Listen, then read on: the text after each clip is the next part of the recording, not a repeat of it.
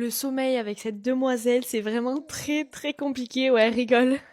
Je vous avais parlé que depuis ces 4 mois, elle avait fait la régression du sommeil et que ben ça n'allait pas forcément mieux. Et du coup, depuis, je parle plus vraiment des nuits. Ouais. Je parle plus vraiment des nuits et tout parce que ben toutes les nuits se ressemblent, toutes les nuits sont les mêmes, il n'y a pas forcément d'amélioration. S'il y a une petite nuit où il y a une petite amélioration, franchement, je le dis pas parce que je sais que ça sert à rien parce que ça veut pas dire que enfin ça veut rien dire quoi.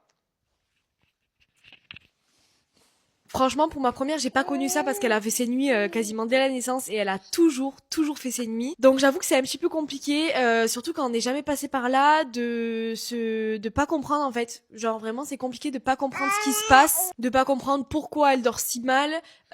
Les siestes, c'est pareil. Il y a eu des moments où là, c'était récent encore que elle arrivait à faire des siestes de 1 heure et demie, voire 2 heures grand max. Mais là, ça y est, c'est le down. Elle redort. Là, elle a dormi 20 minutes ou une demi-heure, voilà.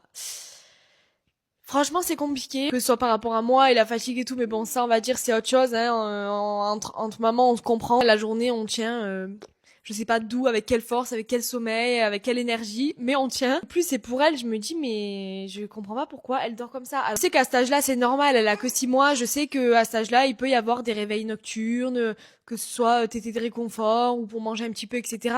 Je sais qu'il y a rien d'inquiétant, mais c'est pas juste 2 petits réveils pour manger quoi. Son sommeil est catastrophique. Que ce soit la nuit, les siestes, je ne sais plus quoi faire. Elle est toujours emmaillotée, j'en ai parlé à ma pédiatre m'a dit qu'il y avait aucun problème.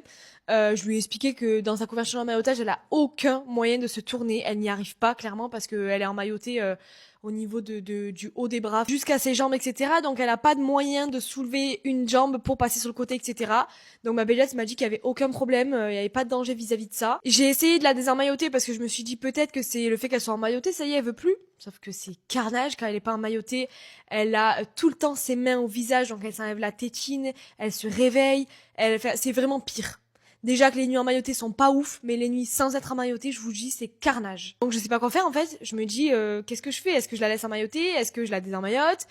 Pareil pour les siestes, j'ai essayé pas emmailloter, c'est le carnage. Faut savoir qu'il y a quand même une différence entre le jour et la nuit. Le jour, les siestes, elle dort dans sa chambre. C'est pas la même couverture emmaillotage. Là, c'est une couverture qui prend que les bras, pas du tout les jambes, etc. La nuit, elle est en dodo avec nous.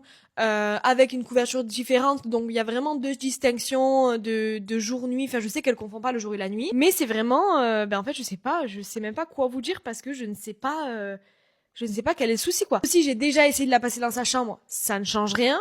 C'est pas nous qui la dérangeons, etc. Et ça, je m'en doutais un petit peu parce que souvent son premier réveil, elle le fait quand on n'est pas encore dans la chambre.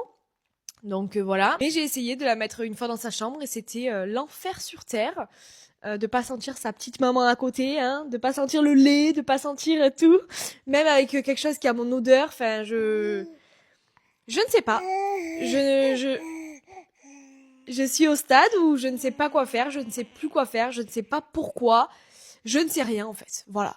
Clairement, je ne sais rien. Franchement, je sais même pas si je dois finir la vidéo en vous disant si vous avez des conseils, dites-le moi, parce que je pense avoir tout essayé, malheureusement. Je pense que tous les conseils que vous pouvez me donner, je les ai tous essayés. Mais bon, ton petit sourire, il pardonne tout. Oui, ton petit sourire, il pardonne tout. Après, ça va, c'est pas du tout un bébé compliqué, c'est un bébé d'amour. La journée, elle est vraiment, elle joue toute seule. Elle chouine jamais, elle chouine que quand elle veut dormir ou manger. Mais vraiment, genre, à côté de ça, c'est vraiment un bébé d'amour. Genre, elle a jamais eu de colique, il y a jamais eu de problème, il y a jamais rien eu, jamais. C'est vraiment, vraiment, si elle dormait, je pourrais dire que c'est un bébé, genre, parfait sur tous les points. Là, t'es parfaite sur tous les points, sauf le dodo. Le sommeil, ça va pas.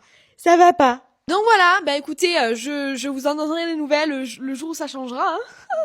En tout cas, si vous avez quelque chose à me dire en commentaire, je vous laisse me dire. Et puis voilà, bisous.